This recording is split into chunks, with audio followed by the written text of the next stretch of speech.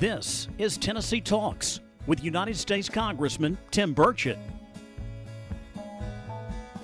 Hello, I'm Congressman Tim Burchett, and welcome back to another episode of Tennessee Talks. I'm really pleased about our guest today. I'm joined by Knox County Mayor Glenn Jacobs. And Glenn played football and basketball at Northeast Missouri State University, where he earned a bachelor's degree in English literature. I was the captain of the 1982 Bearden High School football team. We went 5-5. It was a rebuilding year. You might have heard of me. Of course, he began his wrestling career in 1992 and joined World Wrestling Entertainment in 1995. He's a three-time world champion and was inducted to the WWE Hall of Fame in 2021, which I think is incredibly badass. And he took on the esteemed position. I guess it's esteemed because I used to be. That's right, man. I have to look that word up when I get off there to make sure that's something good. Knox County Mayor in 2018, where he's been serving ever since. And I know your father was in the military, and I got to meet him at your original swearing in. And I want to thank you, Glenn, for joining me today. Being a former mayor, I guess it's just every day it's something new. It just seems like there's no playbook on this thing. It just goes. Some days it goes crazy, and then other days it just smooth, and you can't predict it. But and it's a lot about everything else in Knox County. Of course it's a great place to live and raise a family. What do you think makes Knox County what it is today? I think obviously it's the people. I grew up in the Midwest, about 2 hours north of St. Louis. Midwesterners and Southerners are a lot alike. And if you Y'all just talk funny. Yeah, exactly. Yes, we do up there. But if you travel the country, you find out that people are different in different places. And we're very friendly. I think there's a sense of community here. Anytime that something bad happens, like you had the wildfires down in Sevier County, people step up, and the folks down there literally had to tell people quit bringing stuff. Because it's just amazing. I remember when the fires up around Gatlinburg, and they finally because the Baptist churches started cranking out, and they've got these emergency response teams, and that never surprises me. I remember when President Trump flew in to Middle Tennessee, and he said, I flew in there expecting all these people with their hands out, and I fly in, all I see is these blue tarps over roofs and people helping other people. And he said it was amazing. Yeah. But people need to get out, and that's why people keep coming here. This business and industry is here. We and I have had this conversation before, but when I was mayor, they'd bring in some team and they'd say, oh, we need to take them to this fancy restaurant or this one. I said, no, man. Well, take them down to Wright's Cafeteria. God rest its soul. Of course, it's not there anymore, but take them to places you and I go to Ball Market and meet the people. And I think that because a fellow flying in here on his private jet, we're not going to impress him by, letting him order off the menu at the Sizzler. You know what I'm saying? But anyway, that's a good answer. And also, I think being a conservative area, you can see that has an impact. As you were talking about, we're very business friendly. We keep our taxes low. That's attractive to entrepreneurs that want to be able to keep the money. Businesses come here to make money. Exactly. That's kind of the surprise of some of these folks that it's shocking, right? You're in a capitalist society where profit is a motivating factor. But all of those things I think really make us a special place, and it's pretty wild now, man. When I have to leave Tennessee, I get a little nervous, and I can't wait to get home, because it just seems like, especially through the pandemic, there's a spotlight on differences between different areas of the country, and I like it here because I think people think like I do, like you do, and there's a lot of places around the country they don't. Yeah. So this is truly home for me now. Yeah, well, that pretty much answered my next question about how we're working to keep Knox County a business-friendly environment. I think it's just the bureaucracy is always the enemy. It's always the enemy, and it's the federal government. It's just layer upon layer, and of course now, even so far post-COVID, these knuckleheads still won't even show up for work. You're trying to get a hold of one of your alphabet agencies, and and literally it's taken almost a year to get some responses from some folks. And as a congressman, that's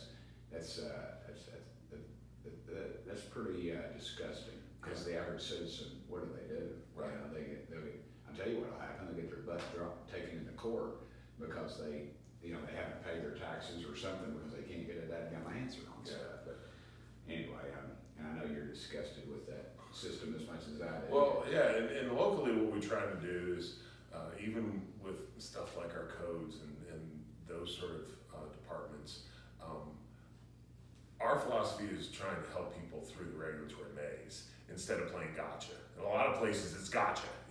Oh, you guys messed up, you gotta stop your project, start all the way over. We wanna help people from beginning through the process so they don't have any surprises and we don't change the rules on them partway through. I think that's important, of course, with the taxes and keeping taxes low is vitally important. I really just think it's the attitude that you have, whether you believe that businesses are the backbone of the economy, especially small business, or you believe the government is the backbone of society and should just be giving everybody money. I agree with you. That goes down to my core philosophy. After your wrestling career in WWE, what sparked you to run for mayor? Was it the fact that I messed things up? At a temporary bout of insanity is what I always say. No, I've had a wonderful life. When I was a little kid, if you'd have told me that I'd have been able to travel the world and be blessed and do all this great stuff and cool stuff, and I would have said no way. And then I look at other people who started much more humble beginnings than I ever will, and they do truly great things. And you're like, man, how's that possible? And I think the reason is because you have the freedom in our country to do that. Freedom to fail. Freedom to fail. And that's actually one of the most important freedoms you can have. But as long as you're willing to use your talents and work hard, there's an opportunity that you're going to be able to do what you want with your life. And that's not the case everywhere around the world. That certainly hasn't been the case throughout history. So for me, it was just a matter of trying to do what I could to ensure that my grandkids especially would also have those kind of opportunities. And now, who are all those folks that you're swearing in? What's that? Who are all those folks that you're swearing? Were those grandkids up on the That's stage? two grandkids. Okay, I was going to say, I was saying. You're not there yet, man, but No. And I know you love Isabel, but trust me, the grandkids, if I could have just gone straight to them, I would have gone straight to them. So Dad said, my mom and Dad said, man, I should have skipped y'all. That's right. That's what I got those gray hairs. Yeah. Tell me, what y'all been working on?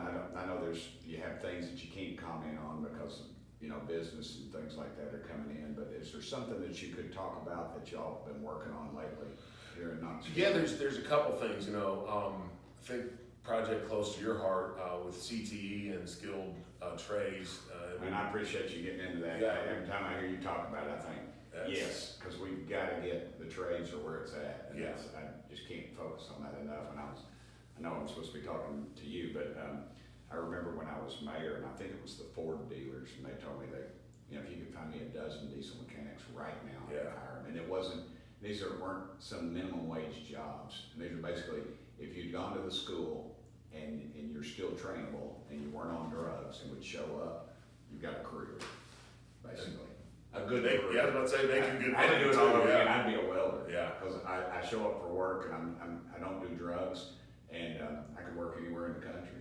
Yeah. Literally, or in the world, actually. I know people that go to China and other places in the past, but go ahead. So I'm sorry. well, Knox County, we're working on opening, and it should open within the next month, what we're calling the START Center, which is the Skilled Trades Academy and Regional Training Center, which is working with the Associated Builders and Contractors Trade Association, so that people can essentially get an accelerated route with apprenticeships in the building trades like masonry and carpentry and electrical. We're also hoping that schools will utilize that facility for some of their students that don't have access to CTE classes. When I was in high school, I don't know about you, but we called it CHOP, which was my major, actually, technological and mobile education. But but before, like in the 70s, there was a class that literally during the summer would build a house, and there was still the equipment down in one of the storage areas at Bearden High School, and it was amazing the stuff that they had done, and then they quit doing it. And then we've sort of gotten, this arrogance about us that all these kids are going to go to college. Dadgum, they're not going to go to college, and there's nothing wrong with that. My wife's oldest son, he's training to be an electrician, and it's a great career because he can work, because he's working his butt off now, but he can work just any and everywhere. And every job in this area for those folks is filled, and it'll continue that way for some time, because there's just if you drive by down Kingston Pike or anywhere and see a sign that says help wanted, starting off at 15 an hour, and they can't get anybody. Yeah, there's something like for every 4 skilled tradespeople that leave the workforce, there's only one person there to take their place in the trades. Yeah. Wow. So it's a huge opportunity. I always tell this story. In my own life, I have one brother and one sister. My sister is an academic superstar, graduated top of her class, worked at NASA, she's a rocket scientist. Then she got a PhD in literally a rocket scientist. Whole deal, right? My brother had dyslexia and had a lot of issues just academically. Yeah. Very smart guy, but he just didn't like book learning. He liked to work with his hands. Luckily, there was a tri-county VOTEC center where there was a high school for multiple counties. He went there for a while, then he went and lived with my grandmother down in St. Louis and went to a trade school. Learned auto mechanics. Really, really gifted, right? Does very well.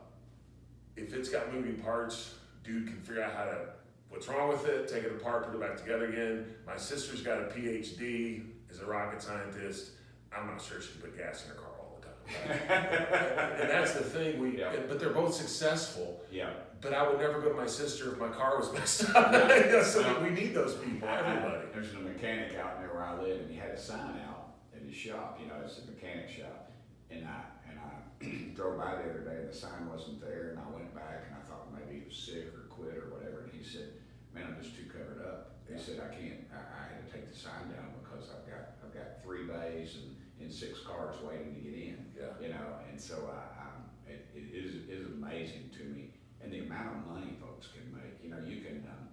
I read there was an article. I'm not sure it's a Wall Street Journal or what, several years ago, but it talked about how somebody graduated from high school and became a plumber. Now, and I always say you can't export a clogged toilet to Mexico. Right. I mean, you've got to have somebody there to fix it. And they'll say, "Oh, we'll come by on Monday." Oh, great. Well, next Monday, not this Monday. Right. But they said if you'd start out now out of high school and become a plumber, you could make more money than a general practitioner doctor could, because the doctor goes X number of years after school, he's got to pay off the loan. Right. Basically, a plumber can start out with the tools on his back and go, and then start his little business, and then because you're always it's recession and depression proof. Yeah. Because I can tell you when Mama is yelling at me about a commode overflowing, You spend the money to get the commode. Let's fix it right now, man, right now. And of course, she actually fixes most of that stuff herself, and I'm not there. She's pretty good about that. But I'm glad y'all are focusing on the trades. I just for this area is so needed. And they tell me, in Nashville, I haven't been to Nashville in a while. I went back and I was just like, wow, these skyscrapers. But they say they'll offer somebody $1 an hour more at a site, and they'll just walk off and go to the next one. And it's that competitive. I believe it. That competitive. Absolutely. Well, that's exciting. I wonder what does this area look like in the future to you? If you could, I know I'm afraid the way it's going in some areas, but the way you would like to see it go. This is a great place to live, and I think a lot of it is. Well, you chose to live. I did, yes, and I wouldn't live anywhere else. And so much of it is I think that we are the right size, and there's stuff to do, but we still do have that hometown charm. We really do. And I know a lot of folks look at Nashville and what's happening in Nashville, and it's for me it's too much. It's like, golly, man, it's almost sensory overload when I'm over there. So that's you're right. I mean that's not where we should be going. To me, it's and that's frankly we can't go there anyway. To me, we need to make sure that if the companies that we're recruiting fit as far as high-paying jobs. That's what we like to see. We talk about jobs, but it's high-paying jobs with good careers. I think so. A lot of that is ensuring that our education system is producing a technically competent workforce, and that will take care of a lot of those stuff. Then, you know, when we're dealing with growth, we have to do it in a smart way. That what we've seen in parts of the county is just, and you see it around the country, is just that sprawl everywhere. And we'd like to see it, you know, more confined with like town center models like we have at North Shore Town Center, as opposed to just single family all over the place. I like that. All right. Well, I appreciate that. At this point, I hate to do this because I'm always afraid I'm going to get popped, but I'm supposed to ask you if there's anything that you want to ask me. Oh man. Not about relationships or anything. That's kind of, I got to keep that kind of private. It's working pretty good for me. How do you deal with the frustrations of Washington D.C. and the fact that, you know, coming from being A functional at the state and then at a county level, where I believe both of those you can actually get some stuff done that you want to do. Then you go to Washington, it's all polarized. Yep. In normal times, and Yeah. now it's even worse. And being in the minority or conservative Republican, and frankly, even a lot of Republicans up there aren't very conservative. They're not very, yeah. So how do you deal with that? Well, I pray a lot, but I also, 16 years in the legislature, it's a balanced budget state. And I tell people that. I'm on the national news. I said we need to be more like Tennessee. And, you know, it's always the backwoods redneck thing that they think, but the reality is it's a balanced budget state. You know, you go to Georgia and they dump a load of asphalt and they'll be paying on it for 15 years. In Tennessee, they dump a load of asphalt at 140 or 75. It's paid for. It's a beautiful system. And we, then at the county level, we got some things done. We were able to do some things, build some schools, and reduce spending kind of stuff during a good time. And then you get to Washington, and I had somebody said the biggest surprise I had up there was I wasn't surprised. I literally have to, I'll get on my phone and watch YouTube videos. Just, you know, if you need somebody to jack up your foundation on your house or build an Adobe house or something like that, I'm your guy. I know all about it. Rebuild your Lamborghini transmission, I'm your guy. I've seen the video. But, and that crazy clay ball right there, that's called a Dorodango. I dug that clay out of my backyard during COVID, and it's completely hand formed. There's a process you do, and I made that crazy thing. And just by watching it, you can pick it up. It's a solid piece of clay, Tennessee clay, and you hand polish it, and it's really? Yeah, I made that. I'll make you one. Thanks. I'm not giving you that. That's my original one. I gave one to Judge Haggerty. It's in his office. Oh, cool. But can you put some holes in mine? I can make make a like a bowling ball or throw it to just a bigger somebody. one. Yeah, exactly. But it's all right. It ain't gonna. But Isabel and I, we do crazy stuff like that all the time. But because people will call me and say, "Hey, did you see Speaker Pelosi or Adam Schiff on this thing? I mean, are you watching?" I said, "Dude, I got the live version. I don't need to see it."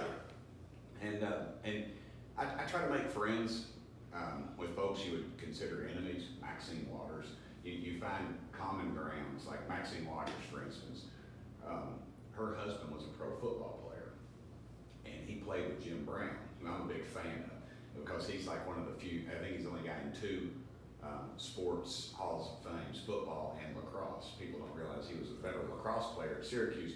So I knew that, and so I started talking to Maxine about it. And she and I are just become, she comes by and gives me high fives, and we always joke, said that gets on C-SPAN, it's gonna kill both of us back home. And Pelosi has a granddaughter named Isabel, so she always asks, how's my Isabel doing?